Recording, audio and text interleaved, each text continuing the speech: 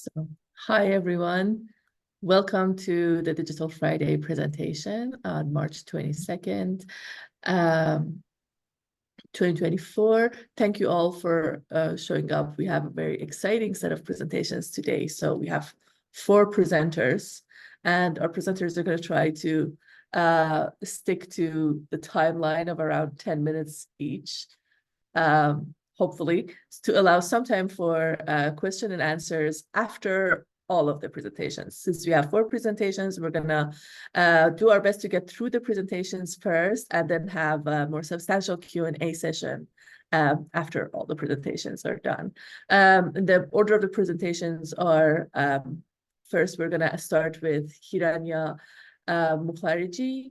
The title of the presentation is The Crime of Ancient Mariner, Locating the Hermeneutics of Trauma and its Sublimation in the Mariner's Journey and Dark Souls. Hiranya is an independent scholar interested in studying video games as mediums of storytelling and narrative, comics, climate change representations, gothic studies, and sci-fi and fantasy. He's published his work in such journals as Games and Culture and in an International Journal of English Literature and Social Studies. Besides his academic engagements, he also dabbles in creative writing and has published a short story titled Bound in the collection Fables. He recently graduated from Presidency University, Kolkata, and is currently working towards his PhD. Thank you so much, and take it away, Hiranya. You can share your screen whenever you want. Yeah, I'm trying to.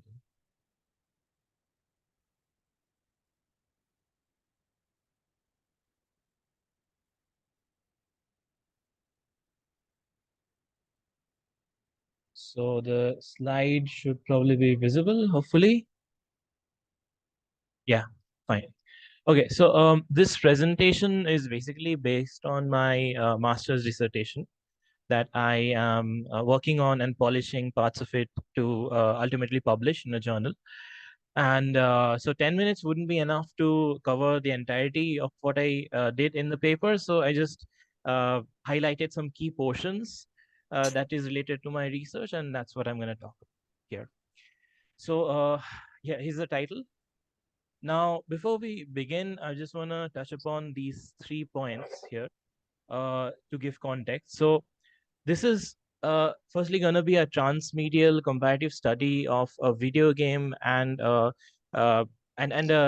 text that is considered quite deep and abstruse in some cases in literature. So that's in some cases it can be seen as a weird pairing, but there's a reason for that. So what I study generally is how to analyze video game narratives as specifically 21st century narratives that can encompass traditional literary narratives that have existed till now in new forms. So that's what I thought of, putting together a 21st century video game and a deep 18th century British romantic poem to see if there are any similarities. And there are quite a few, actually, even counterintuitive ones. So moving on, just can hide this. Yeah. So firstly, how I deal with Rime of the Ancient Mariner as a text is looking at how trauma or notions of trauma manifest in the narrative through the diction and through the narrative. So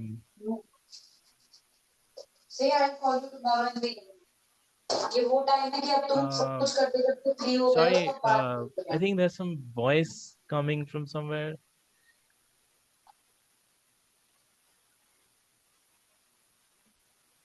There are 2 people who need to be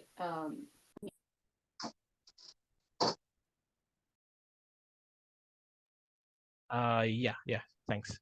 So yeah, so basically I mainly touch upon how trauma manifests in the narrative, the notion of trauma. And trauma is very intrinsic to the narrative of the Rime of the Ancient Mariner, because the central figure of the mariner himself is a very traumatized individual, and he can be seen as the embodiment of the structure of trauma itself, at least as it has been largely dealt with in psychoanalysis.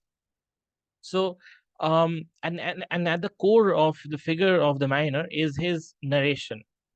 So, as in these lines, he mentions that uh, he is stuck within this loop of narrating his tale to certain individuals, and then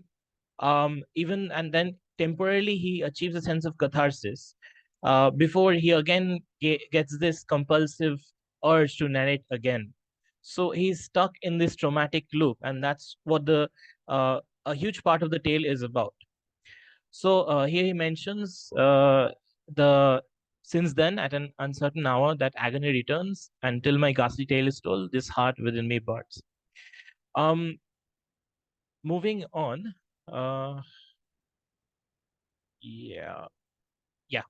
So one essential way in which this sense of traumatic structure manifests in the poem is through the cadence of his narration, of the narration of the mariner. So as he begins his tale of how he set off in his voyage, he begins in a very gentle manner. And very calm and gentle manner. He examines his immediate geographical surroundings.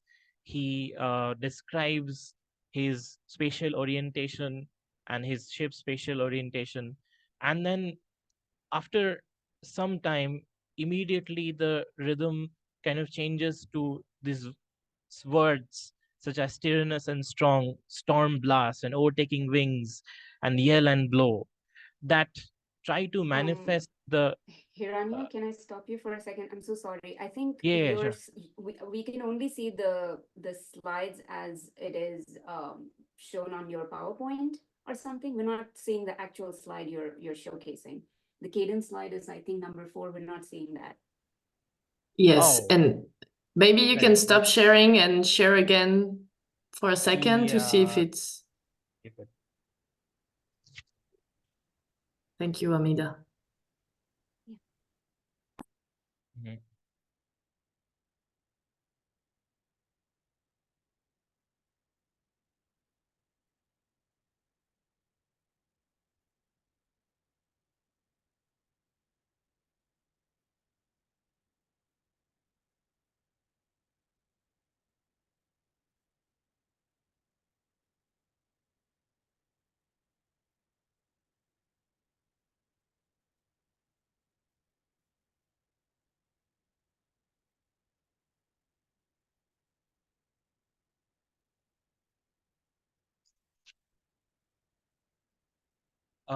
Is it showing properly now? It is, but I think there are a few blockers on your screen. You know, Um, do you know what they are? Yep, uh, yep. uh, That oh, these too. one. Okay, right. Yeah, yeah. Okay, so I can just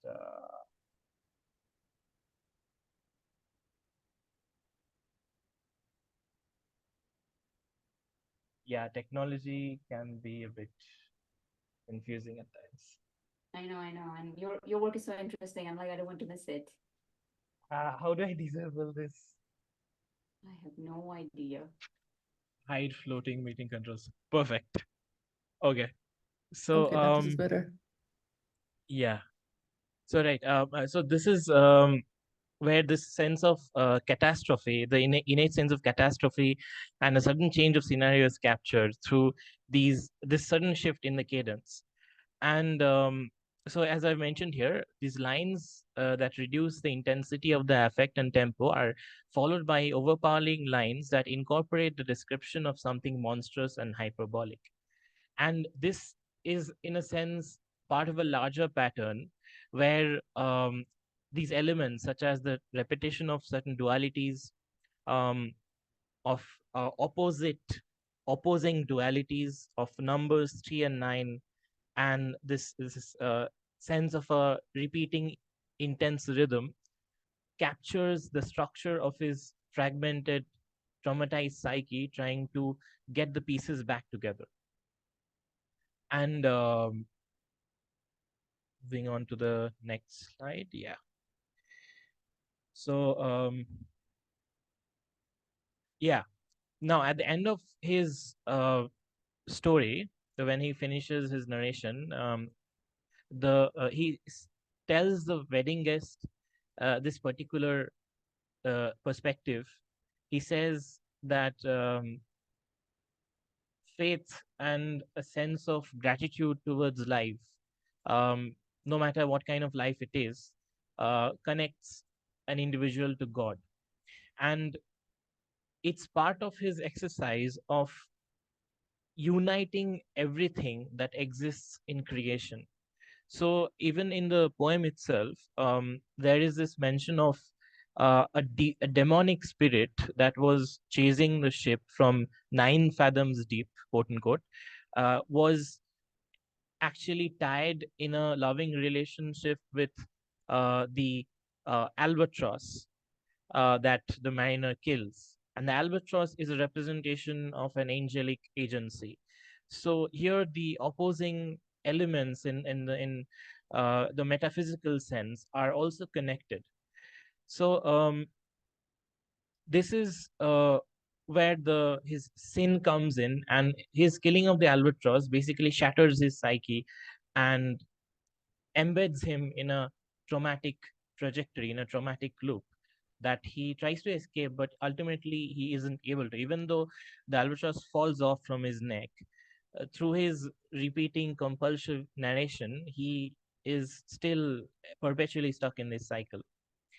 And so now, if I move on to the video game Dark Souls. Now, to give context, Dark Souls is a video game which is essentially the genre is known as an action RPG, or if I break up the term, it's called the action role-playing game. So it's basically you take the control of an avatar who goes on this epic adventure to basically fulfill a particular quest. And but I'm mainly focused on a larger lore and the mythology of the world.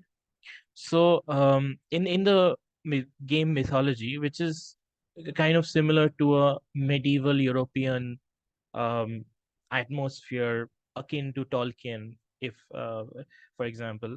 So this particular lore has this particular point where um, so the world of this game is divided in ages.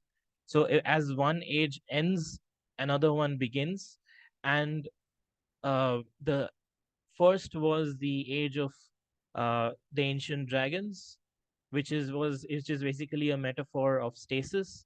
Then the age of gods began, and which ended in which basically transitioned to the age of man. So what happened in the Age of Gods is when that age was ending, one of the chief gods called Gwyn, he artificially tried to prolong that age through uh, through prolonging a certain source of power that feeds the the central core of that age, as it were. So by doing that, he divested the world into a traumatic sense of being, where certain natural rhythms in the world got disrupted. So similar to how the mariner was branded with the albatross because of his sin, the world itself gets branded with this circular sign, again symbolizing a looping structure called the dark sign. And there's a lot of significance to this particular sign, where this also represents a certain phenomenon that started to manifest in the world after this quote unquote sinful act of artificially prolonging this age, is the phenomenon of hollowing, as it is called in the game. And so what hollowing does is uh, it basically translates death into undeath. So human beings in the world lose the ability to die. So even though they die, they come back to life again, and they do so again and again until they lose the sense of being, and they basically morph into walking corpses. Like, for example, when you begin the game itself, your own player character looks like a corpse, the picture on the left bottom.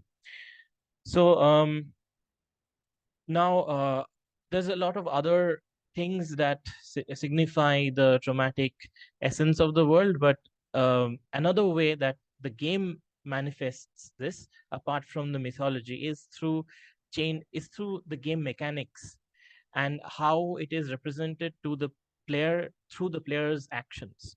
So Hiranya, there's a yeah.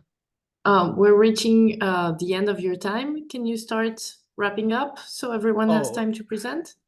Right, sure. So I'll just explain this slide and we'll move on. So basically, there's a part where you emerge in this world, this kingdom, which is lit by sunlight and everything seems fine. But then because of your actions, it suddenly changes to darkness, and you realize that the sunlight that was there was actually in reality never there, and it was like just a facade.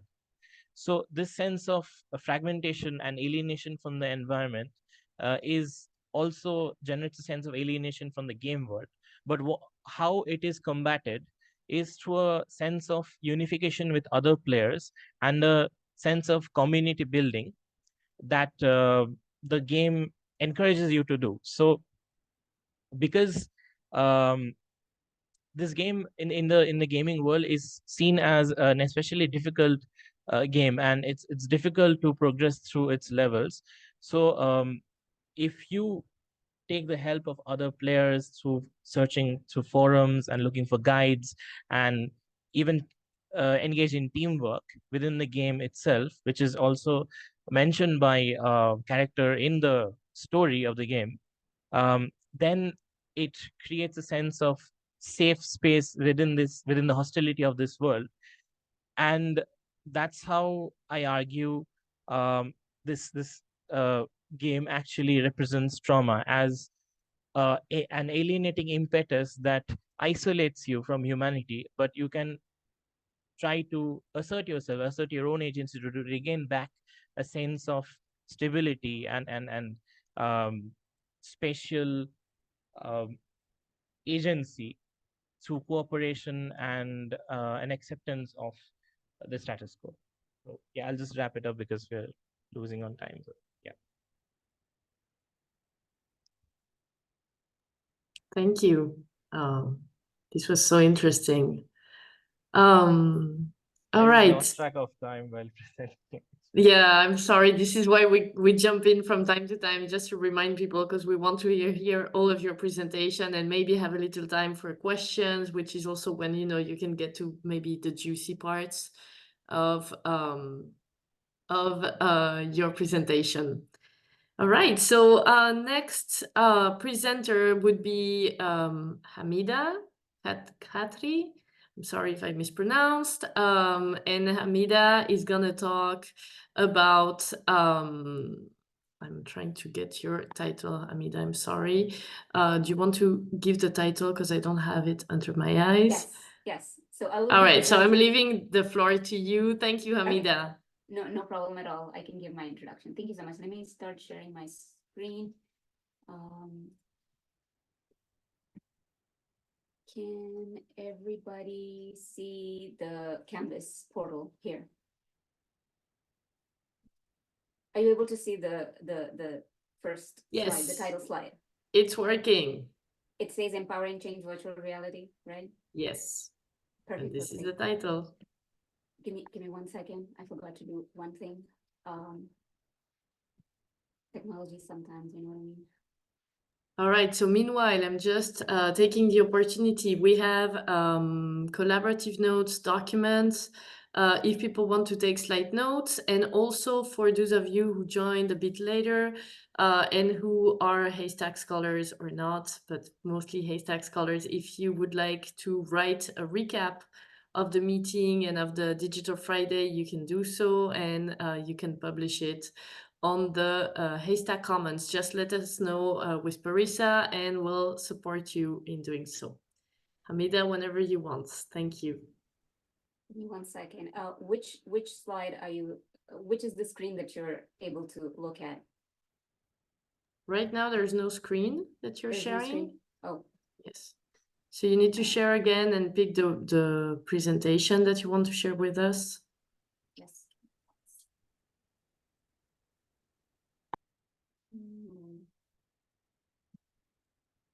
I'm going to share this thing, and then I'm going to do this. Are you able to see the first slide, empowering change? All good. Yep, perfect. Thank you so much. So giving you a little bit of an introduction, I'm a third-year PhD candidate at the Harry W. Bass Jr. School of Arts, Humanities, and Technology at the University of Texas at Dallas.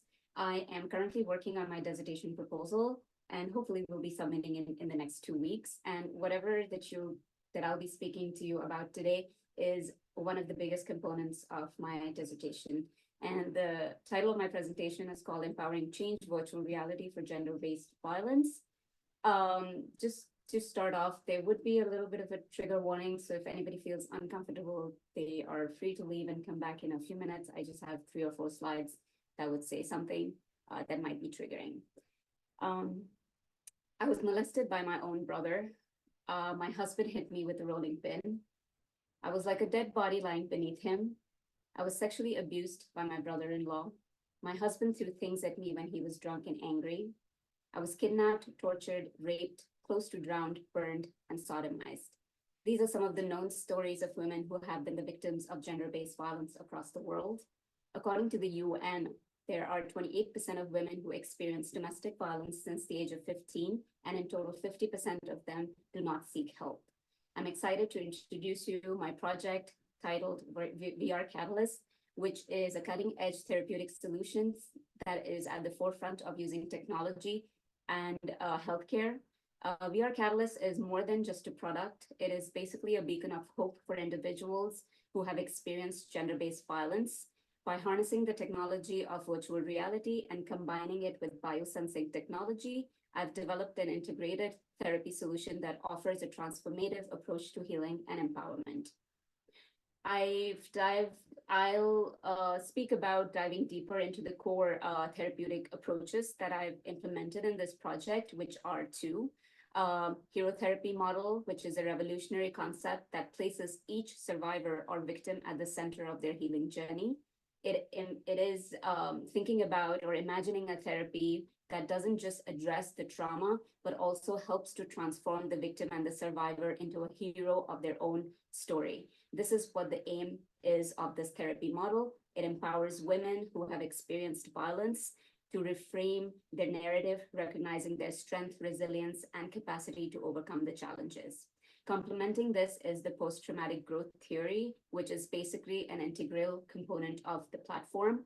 It is not just about recovery from trauma, but it's also about the growth beyond one's personal trauma that they experience. And with the right support and tools, the survivor and the victim can emerge not just by being stronger, but having a newfound sense of personal development and growth. And this is what VR Catalyst aims to facilitate for the survivors and victims of gender-based violence. There are 4 pillars of this project, focusing on mental health of the individual, offering them a virtual reality gaming simulation, and also having the ability to offer them real-time biosensing data that talks about their healing journey. And storytelling is also a main component of these VR simulations. The essence of this project is basically to empower these individuals to take control of their healing journey. The power of this approach lies in the customization. I offer personalized biofeedback data that quantifies their progress, making the healing journey not just emotional and psychological, but also measurable. This is a data-driven aspect of this project that reinforces the person's agency, providing them tangible milestones as they are on the path of recovery. The cascading effect of trauma is in a progression. which starts off from experiencing the trauma that leads to various or series of various mental health challenges that they face. And these mental health challenges eventually manifest into physical symptoms like body pain. It underscores the interconnectedness of physiological and psychological well-being of the person, and the complexity of the impact of gender-based violence is not just one component of it, but then overall, focusing on the health of the individuals who are in this project working with me.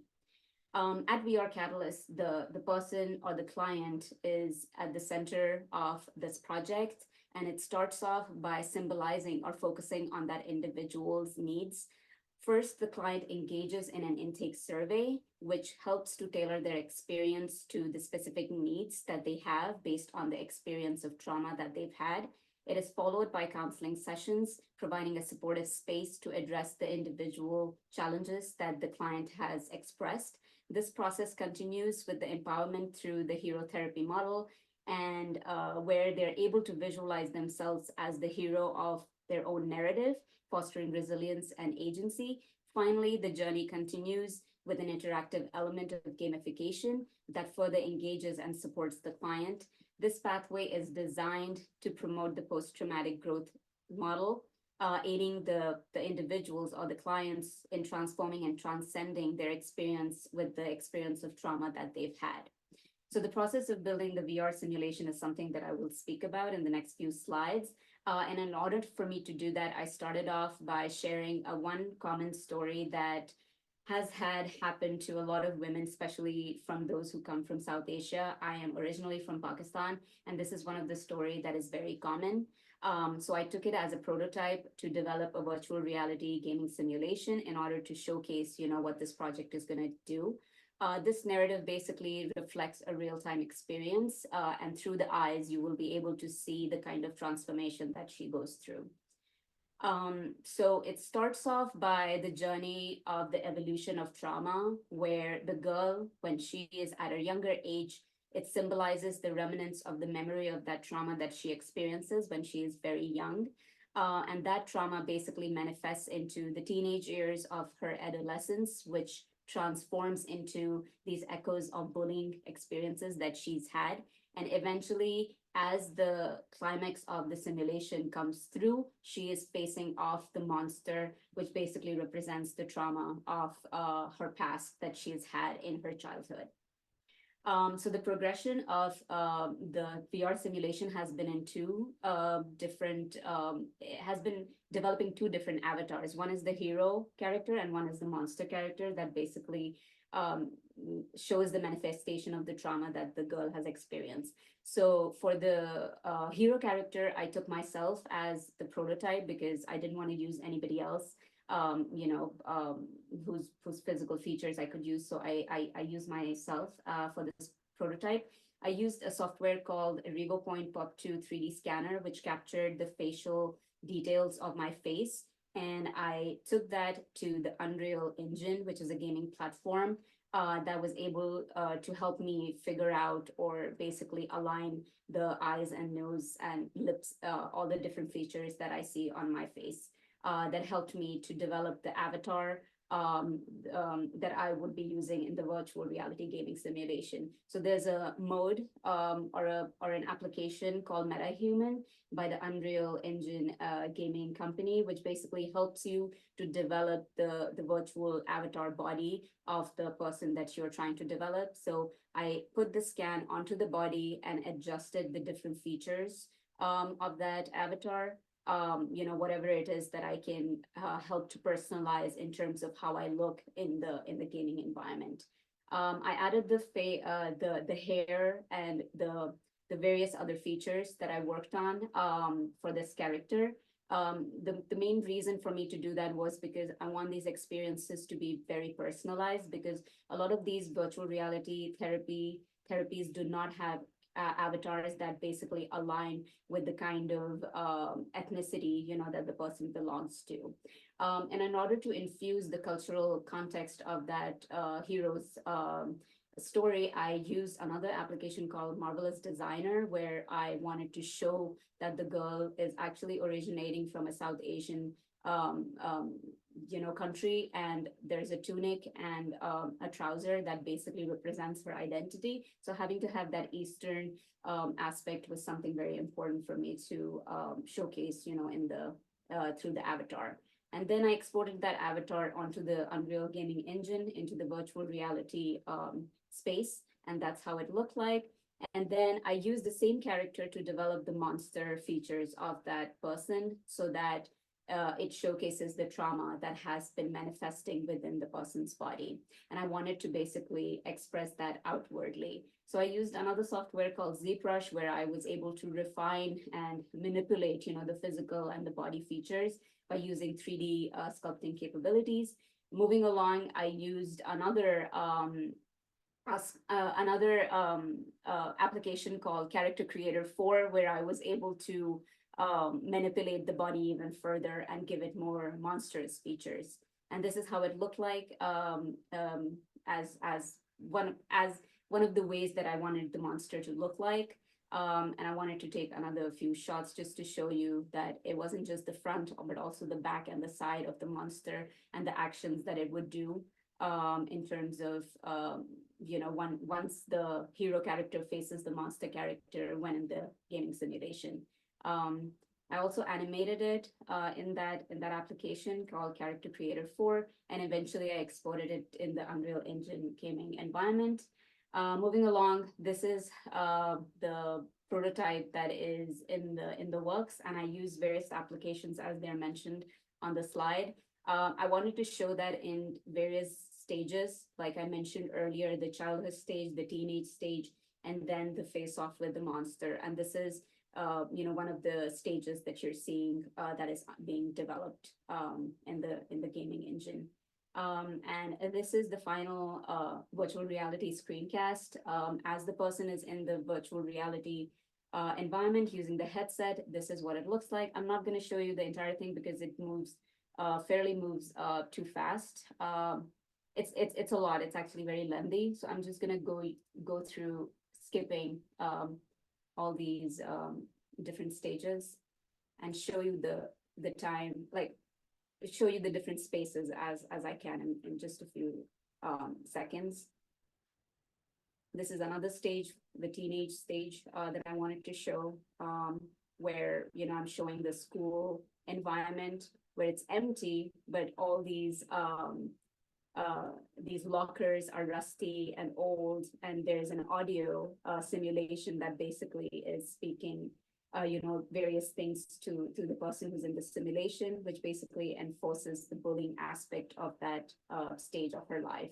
And then this is where the confrontation of the monster comes in after seeing going through a door.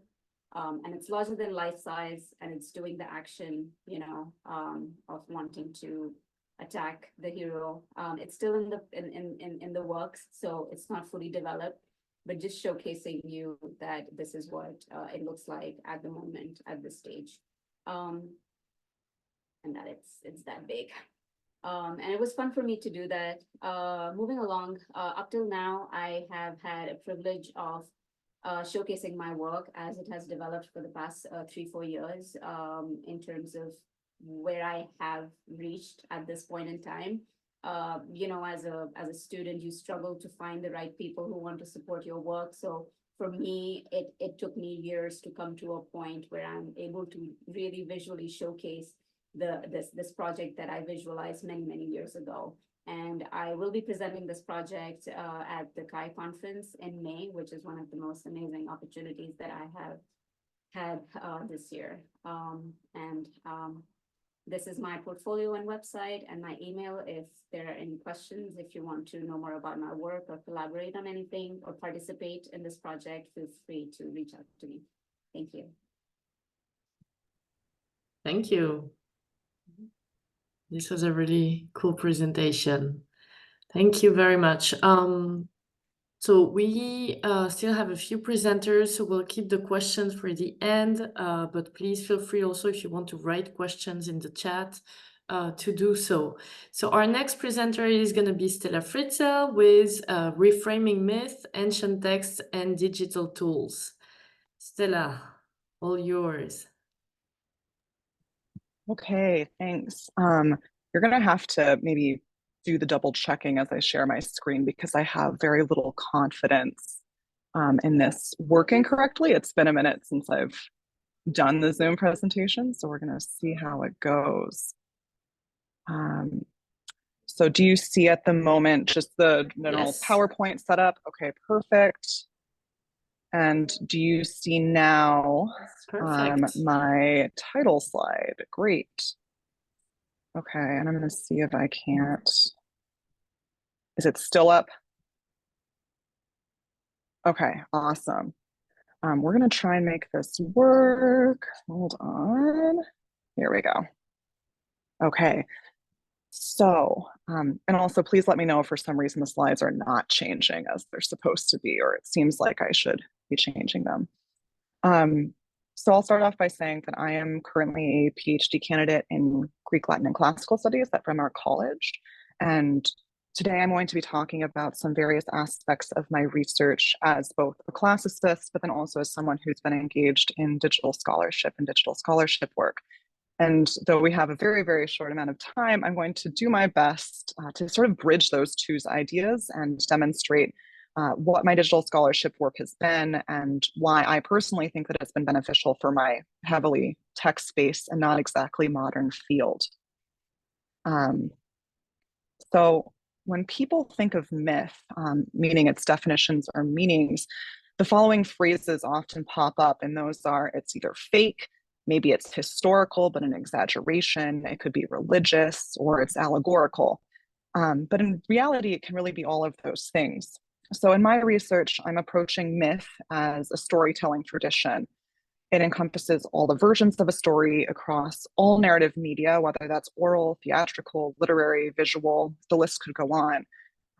There's no source text or original version of the myth, but rather a megatext or a story world, which is the conglomerate cultural imagination, let's say, of a myth across time from which individual narratives can then be drawn or from which or to which they can contribute new ones.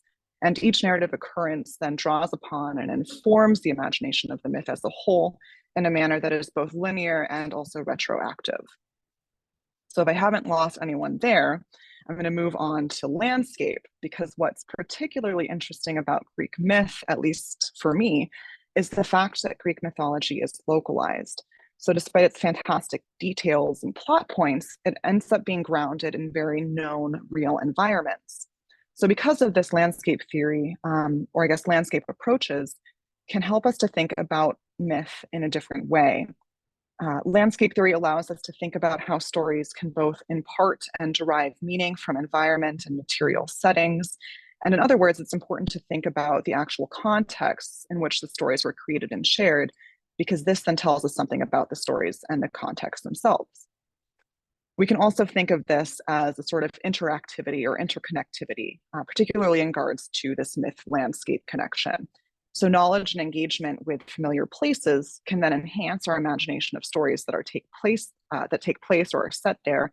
And then our engagement with stories can then enhance our imaginations of places, whether or not those places are already familiar or still unfamiliar.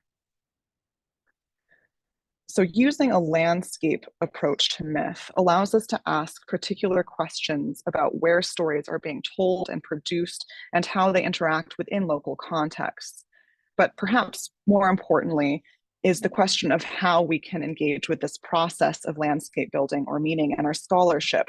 So how can we move between the text and its material context, or from the environment to the text? And as a text-based discipline, classics has traditionally been very difficult when it comes to this question, because it tends to look at myth just within a text. And classical archaeology, as a related discipline, tends to have the opposite problem. It is highly materials-based, and even when looking at different texts to contextualize the material findings, it will tend to prioritize historical over non-historical genres, which means that a lot gets left out. And I think that in addition to intentionally cross-disciplinary methods, digital tools can help us to start addressing this disciplinary gap or bias, and to form new types of questions that we can then ask of our material. So what I've listed here, and I hope we're looking at the same slide right now, is a series of tools and databases that can be of interest to classicists. And these are some that I have personally used, but it's by no means an exhaustive list. So of the tools I've listed here, some are digital visualizations, and others are specifically for textual analysis. So we're thinking more maybe front-end versus back-end uses. My first personal encounter with digital tools was used in an undergraduate classroom. I was taking a class on the Roman Republic, and our professor gave us a 3D model at various points throughout the semester, and we were asked to engage with that model to think about the ways that the forum had developed, because the different physical developments of the forum equally reflected the economic and political concerns of the Roman Republic as it developed. So it became a reflection of the very real people that were inhabiting that space. And those ideas really stuck with me. When I was working on my undergraduate thesis project in classics, I noticed there were patterns between where a particular mythical figure was being located across different texts. And I wanted a tool that would allow me to really quickly search for such locative patterns without my needing to look at all of these different resources. And it didn't exist. But when I started graduate school, I took advantages of digital scholarship opportunities that kind of came my way to start developing my own project, which I've called Methodikos.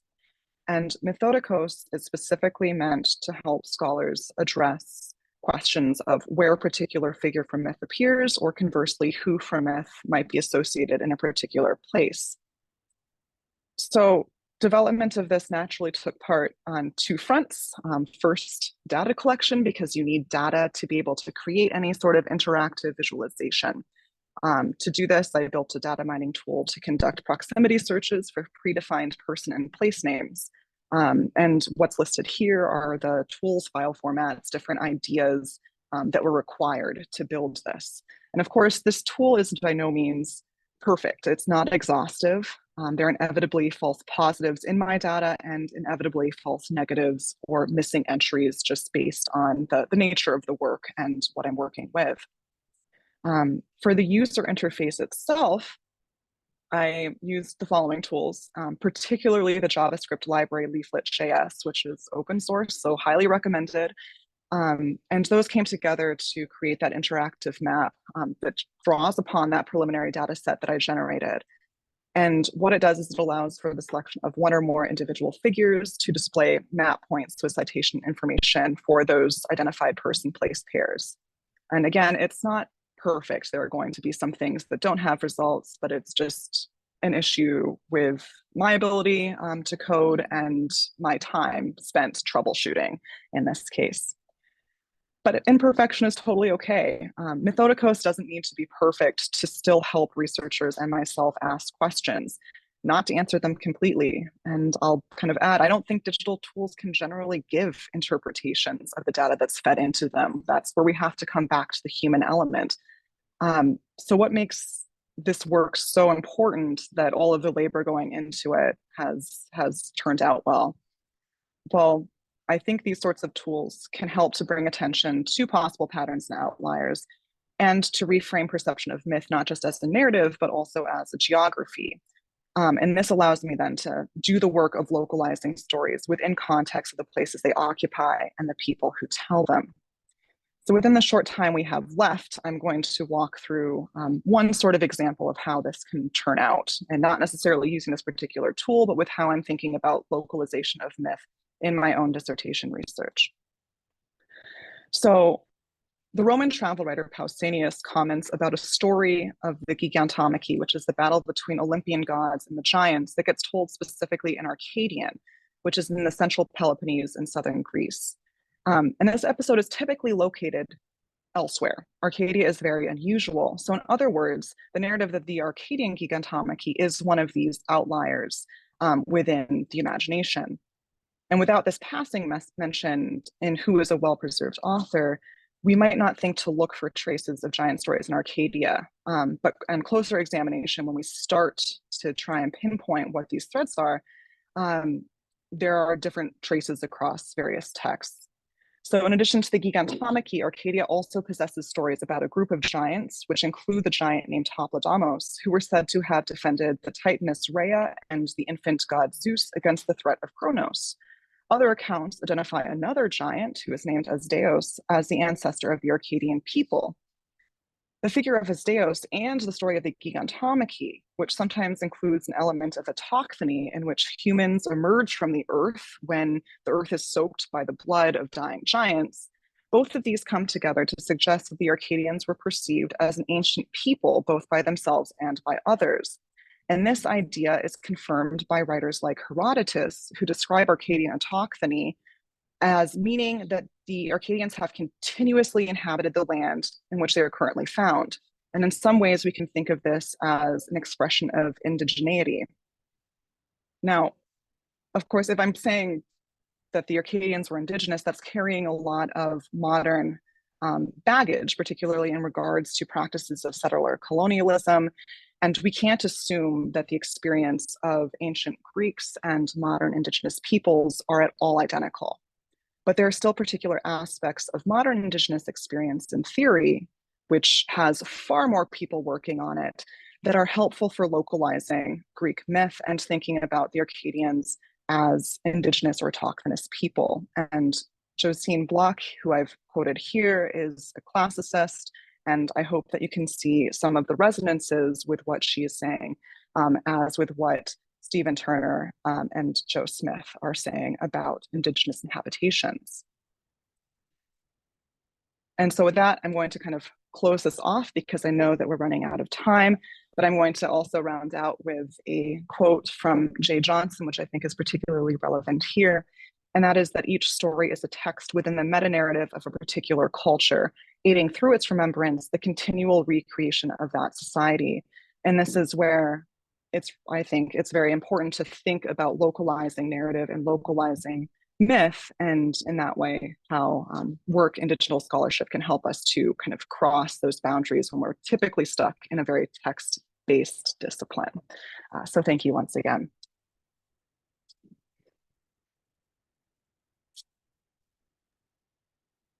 Thank you, Stella. Excellent management of time too. I'm happy I didn't even have to interrupt you. All right, so we have one last presenter. We're going to listen now to Elizabeth Varkey speaking about seeing, reading the graphic novel through a DH lens. Elizabeth, whenever you want, the floor is yours. And after that, we'll have a moment for questions and comments and conversation. Yes, hello everyone. I hope you can hear me and also see my screen. Yes, it's working. Okay, all right. My internet is a bit scratchy, but I hope we'll get through this. Fine. Okay, so you can see it full screen, right? Okay, all right. So at the start, I would like to say I'm purely a humanities scholar. So it was very exciting to go through or listen to all of you speak.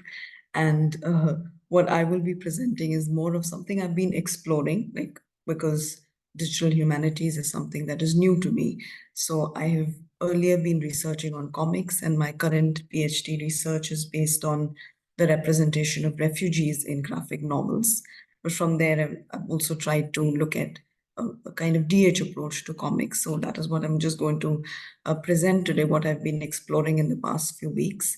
So as you can see, my paper or this talk is titled Seeing or Reading Comics and Graphic Novels Through a Digital Humanities Lens. So since these are multimodal texts, my title refers to both aspects of viewing and reading. I'm well aware of the debates surrounding the terms comics and graphic novels since I've been working on it for a few years. Most critics of the graphic novel insist that the graphic novels are comics, but not all comics are graphic novels. So there's a lot of debate about terminology. However, in my current talk, I've used these interchangeably as I'm primarily concerned with the transformation of this medium. Thanks to the rise of digital tools and technologies, there are a lot of experts sitting here who have worked with tools from digitization to annotation to AI, all that we are talking about nowadays. So in discussing the impact of digital technologies, I seek to explore 4 broad aspects that I have observed, namely the creation, production, distribution, and engagement with these visual texts, like when we're talking about comics and graphic novels. Given the limitations of time, I will focus on the Indian context, where there's a lot of exciting work going on when it comes to comics, graphic novels, and the digital humanities. So I would first like to touch upon the aspect of the creation of graphic novels, which is closely linked to this idea of authorship. And with the rise of digital and social media platforms, artists are able to put out their in-progress works and engage fans and followers. So on the screen is an example of an Indian graphic novelist, Arijit Sen, his Instagram page. So I've just taken some snippets from his Instagram page. He's credited with writing the first Indian graphic novel titled The River of Stories back in 1994. And he recently came out with the 25th anniversary edition.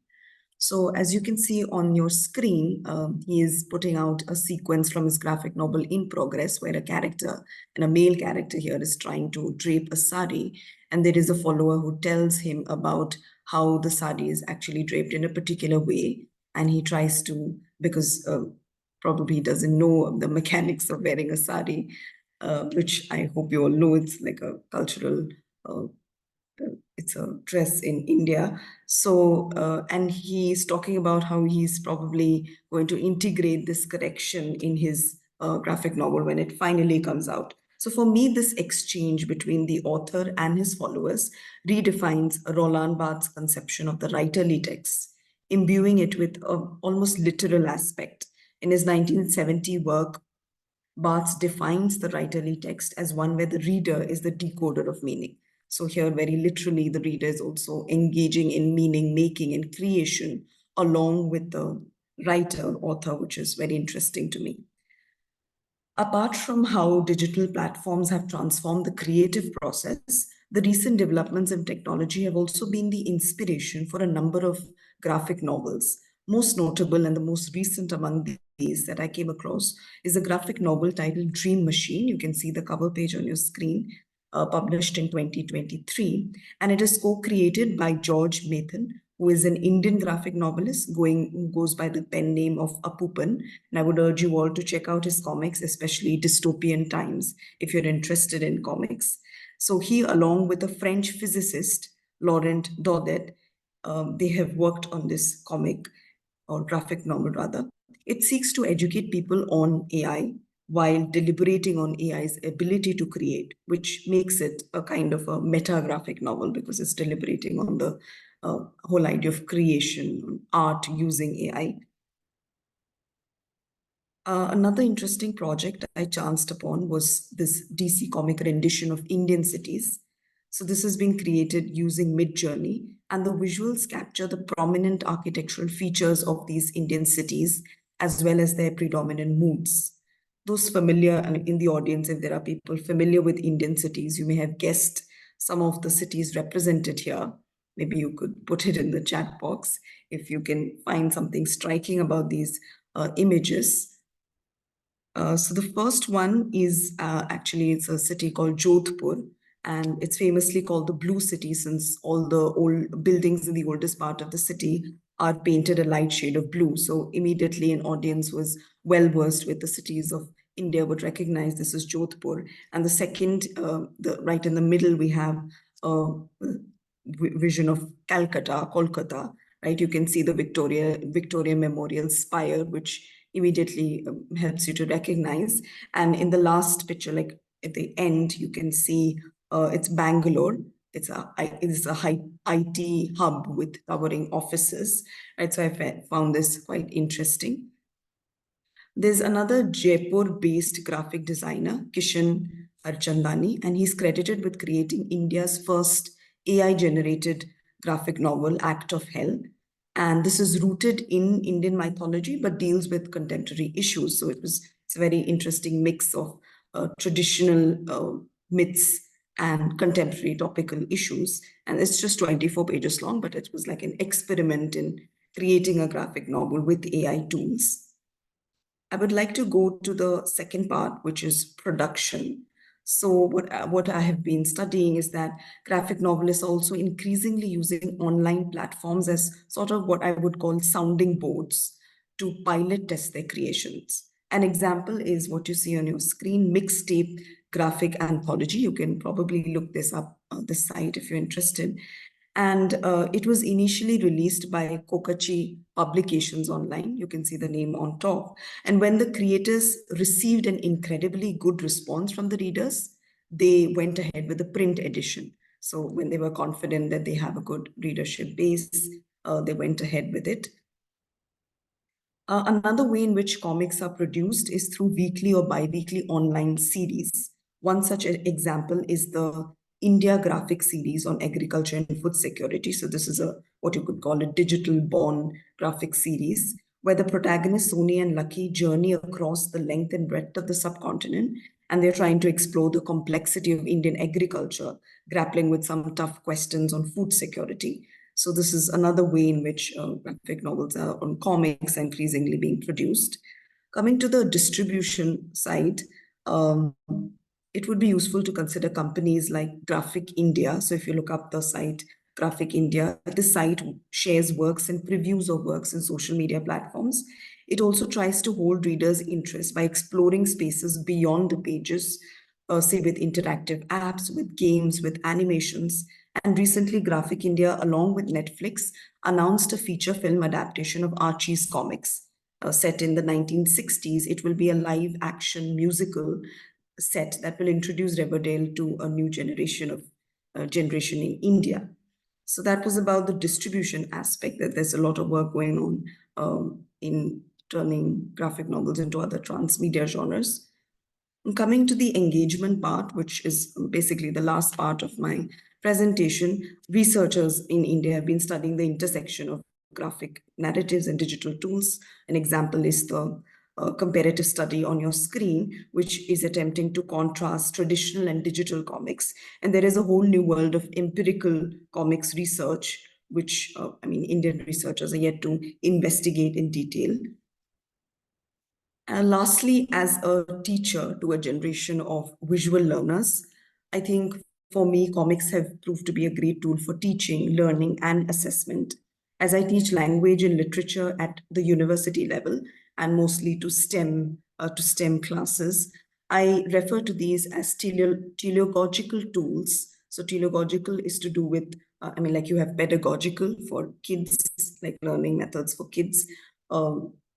This word from the Greek teleos stands for methods to teach adults, right? So I've been using this in my classes, and on your screen are some live examples of student-generated comics they've used traditional pen and paper as well as open access tools, like they also use Canva. These comics cover a wide range of themes, like depending on the classes that I'm taking.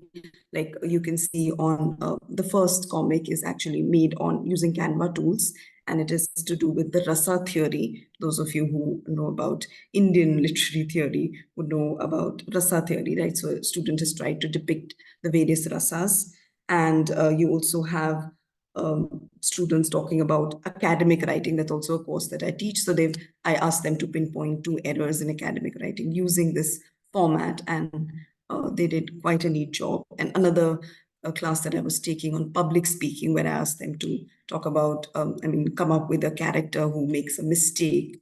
And that was, they learned and they enjoyed through that. So at the university where I work, Christ University, we have also pioneered the MA in English with Digital Humanities program, which is one of the first such programs in India.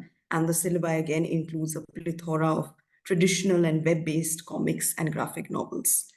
So that is all I had to present. Thank you for patiently listening. And I hope I finished in time. You did. Thank you. Awesome presentation. Thank you.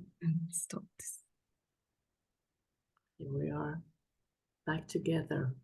All right, so thank you to everyone for the presentation. We're gonna open the comments and questions. I don't know if someone already has a comment or question. If not, we'll start with Parisa. Anything?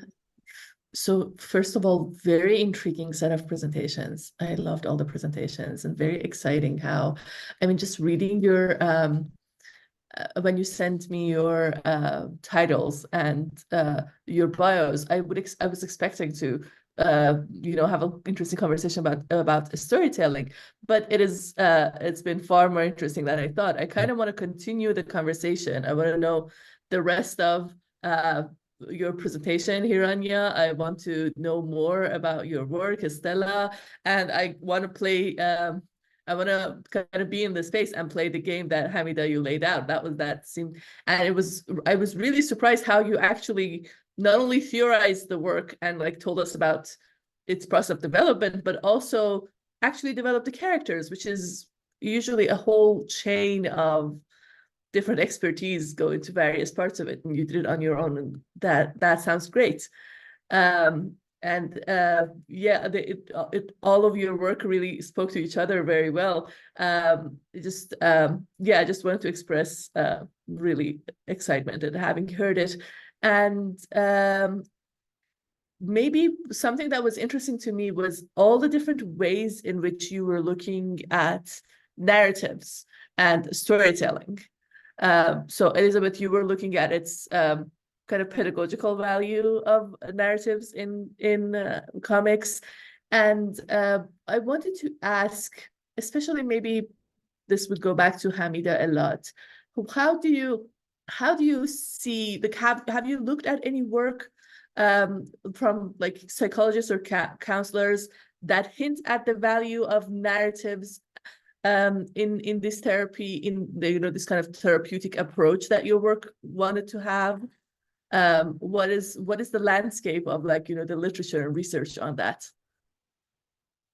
Yeah, so I've been attending the American Psychological Association convention for the last 3 years, and that has been like quite an incredible experience for me, because I don't have a psychology background or a computer science background. But I've been diving deep into both of those areas very much through my research. And what I noticed when I attended the workshops over there and the presentations and everything, it was fascinating to know how much narratives are important when it comes to working with a therapist and a client, because it's all about the story or the experience of that individual that becomes part and parcel of the whole healing process, correct? So for me to dive deeper into those ideologies and models or modalities that these therapists or psychologists use has been important. And narrative therapy is one of the biggest components, of psychology. A lot of people use that in their work. And what I did basically with my work was basically take components from various fields and put it all together. I'm like, I like that. It's interesting. And there's a lot to do with people who are unable to express their stories, especially when it comes to trauma and something that's very intense. And for me to dive deep into that was coming from my personal experience and the country that I belong to. So having to have that personal connection to it is also important, because I can defend it, and say that it is actually experienced, by these individuals, and they don't have a voice. So having to have that narratives therapy model used in the work is quite imperative, in this kind of work. Yeah, I hope I answered your question.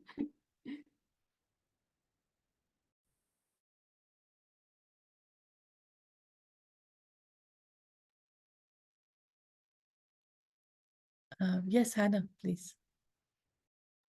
I'm just really intrigued by the way that all of you are kind of drawing together these ideas of narrative and sometimes existing stories that are told in different medium and technology. And I'm wondering, I think Stella, you talked about this a little bit, but for any and all of you, kind of what was the spark for that connection? What was the thing that encouraged you to draw the things together that you've been drawing together?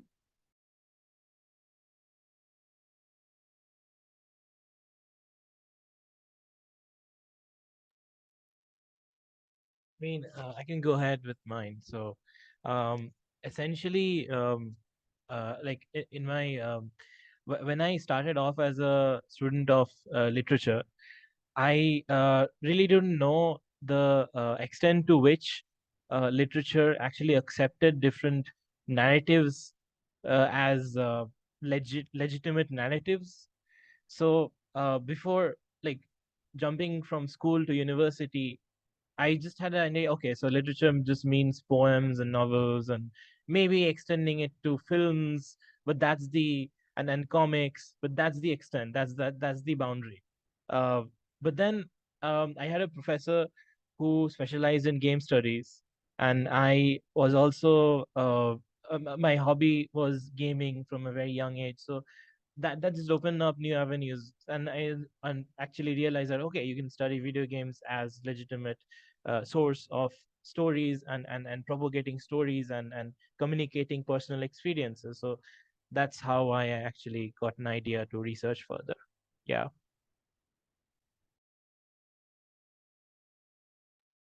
I think I would like to add to that because mine is also a bit connected. Because when you look at comics, it's usually something that was traditionally considered a waste of time.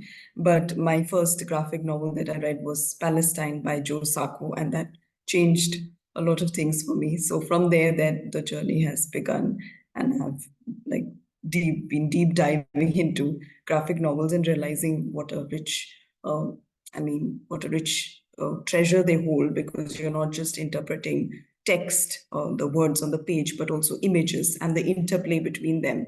And in today's visual world, I mean, there is a need to also train students to read and interpret images, because images are not always what they appear to be. So that was what interested me and drew me towards graphic novels.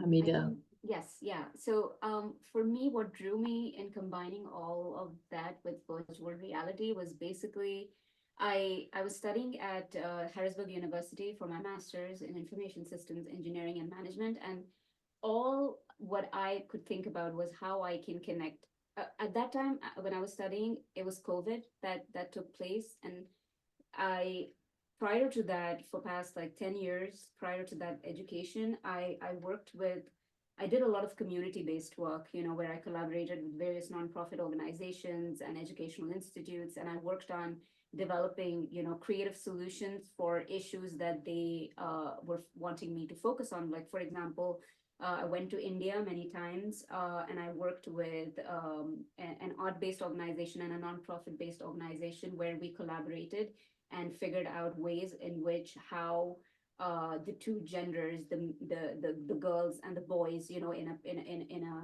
in a teenage school, how they could collaborate on working on socially driven projects. And I worked in a village at that time, so it was very interesting for me to come up with solutions like right then and there in person by working with the community. So when COVID happened and I was going through my education at Harrisburg University, I was like, there's no personal interaction that I'm having with individuals. How is it that I can help, you know, women in particular, you know, who are going through these traumatic experiences to get some sort of a support system, you know, to form a supportive system, you know, for them. And because I've been a lot into games myself since I was a younger person, I felt like, you know, having to utilize gamification in my work would be interesting. And during my thesis year, I stumbled upon a few articles that spoke about virtual reality. And at that time, you know, my psychology interest was always there. And I figured out, you know, there are a lot of psychologists who are using virtual reality to help individuals with various mental disorders. And I was like, there is a model, there's something going on. And it just started at that time, you know, for psychologists to use that tool. And I was like, it's a perfect opportunity for me to dive deep into it. And that's how my interest began. And I started exploring and learning virtual reality myself, how to develop those simulations.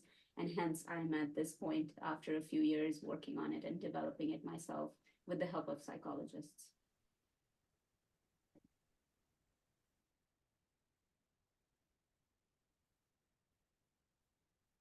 Are there any further questions? I actually have a couple of questions for Hamida and also Stella. If I can go ahead with those. Yes, please. Yeah. So, firstly, for Hamida, I was thinking that, so how would they, when you complete this project, this gamification virtual reality scenario, uh, how did you plan for this thing to reach people that might be of need of it? Will it be released in to the public as a game that one can access of their own context, or would it be specifically available in a clinical context under the supervision of a specialized person? And number two, I was just wondering whether there was any notion that you thought of regarding customization, because generally sometimes, as far as I've read into this trauma theory and everything, uh, generally what happens is sometimes it becomes difficult to pinpoint as to what physical object can correlate with someone's own personal experience of trauma. So there might be some personal, very physical, physically resonating object that they might want to add in that scenario that might actually capture the experiences better than what's already there, the artifacts that are already there in the whole virtual world. So yeah, those are the things that I was wondering. Yeah, great question. So the whole idea of this project is not to build like a particular platform where the therapist is able to customize the avatar or the scenarios. And so this is actually happening with psychologists.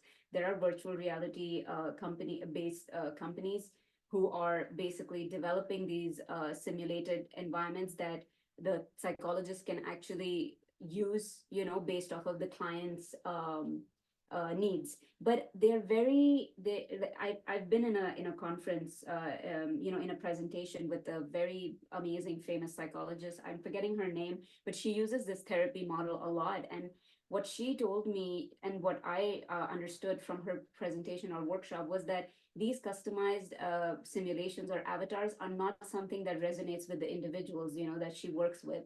Either they would be either having to have like a very dark skin or a very light skin. For example, the features are not going to match, the clothes are not going to match, the environment or the simulated environment or the situation that they want to place the client in, it is not up to par in terms of the expectation of the client, which was one of the gaps that I picked on that I want to work on. So my simulations are specifically focused on the individual. There's a thing called person-centered therapy. And in that therapy, basically what psychologists do is they work one-on-one with the therapist works one-on-one with the client to go through these phases of how the person could be helped. And the client has the voice and the say in those therapy sessions. So I am using that model in developing these simulations where I will be working one-on-one with these clients with the help of the psychologist and my tech team and develop those simulations.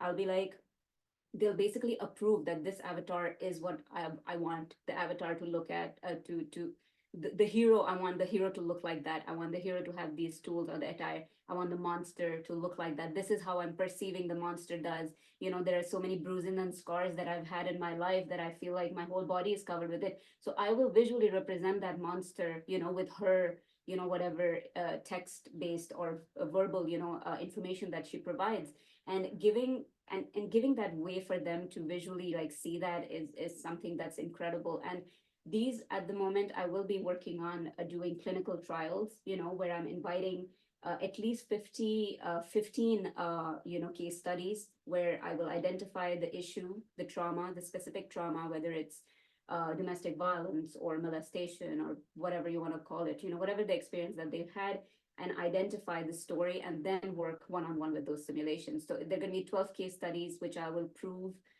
to be hopefully working, with these simulations. And once the data is out there and as I progress with my PhD research, I publish it, it'll be believable. It'll be something that psychologists and therapists would be interested in working with me on it. And then I'll think about how I can scale it.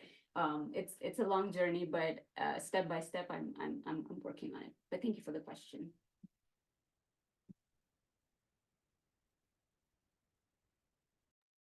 Thank you. Do we have any other comments or question? I'm seeing a super nice exchange in the chat between people who are interested in non-traditional forms of storytelling and also kind of training people are into. I don't know if anyone actually wants to discuss that right now. You can, like, at least, you know, to mention some of the challenges that you're facing, or maybe places, programs, or, you know, like elements that have actually facilitated this kind of cross-discipline approach. Don't hesitate, actually. It's also what we are here for. And some of you have mentioned that. Yes, Hiranya, I was thinking about you. Yeah. So no, actually, I also had a question for Stella. So yeah. So I was wondering whether so what happens in myths sometimes is a certain myth through time and through as it's transported geographically from one place to another, certain figures morph and change into other figures and get translated uh, narrative wise, language wise, both ways. So I was wondering if you have thought of some way of modeling that into the software, if visually representing how a certain probably myth theme or a particular figure got changed as they moved through time and place from one point to the other. Yeah. That's really interesting. I haven't thought about modeling that with my project that I've been working on. I do think it's interesting, and it's also very complicated, right? Because it introduces this aspect of cause and effect, that it has to move in one particular linear fashion, that a figure is going to come from one place to another and change, but maybe not be informed by additional figures, whether they're local or also coming from elsewhere. And that makes it really difficult to think about like how you can model that, and whether or not we can fully determine like what those threads are and where they're coming from. And part of it then comes down to, you know, what evidence do we have? Are we prioritizing certain traditions over others that might be equally important, or even more fundamental for the imaginations of a mythical figure that we do have? We just can't somehow trace it. But I think that'd be really interesting if you could do it. I'm thinking maybe part of what my project can be, as I very slowly try to develop it, is to help people ask those sorts of questions. If I'm putting out the names of mythical figures and we can see what places they're being associated with, then someone hopefully will notice, hey, there's an interesting pattern here. Or I know these two figures are closely related in terms of like kind of the myth themes that you mentioned, the different details of their stories. Is there overlap? Do they maybe have more of a cultural connection than we previously thought? And so in that way, I think that sort of that visual entry into what we normally think of as something that is strictly literary, either of it's written literature or visual literature or oral literature, that it allows us to kind of start approaching it from a different angle. But thank you for the question. Yeah.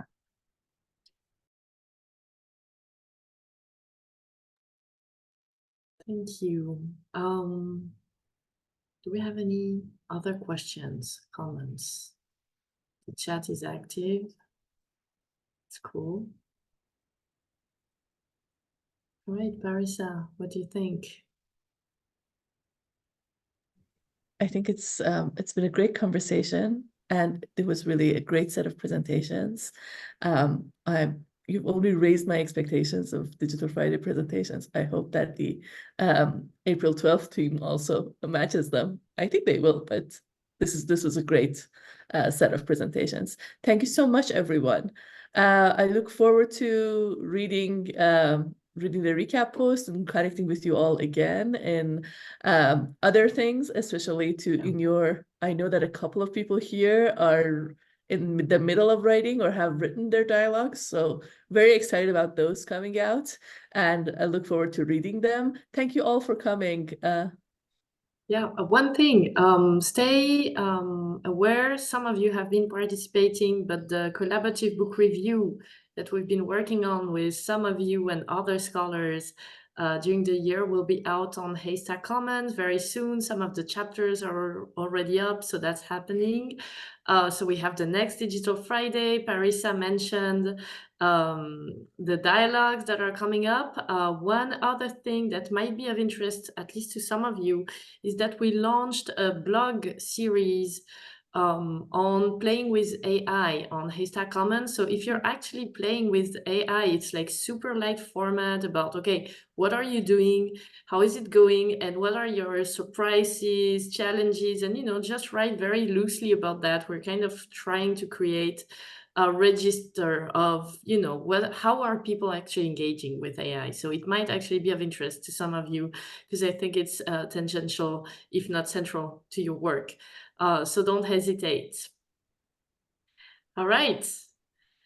Thank you so much, everyone. We'll see you on April 12th, I hope, and don't hesitate to be in touch meanwhile. Thank you again, everybody, for listening to us. It was amazing. Thank you. Bye. Bye.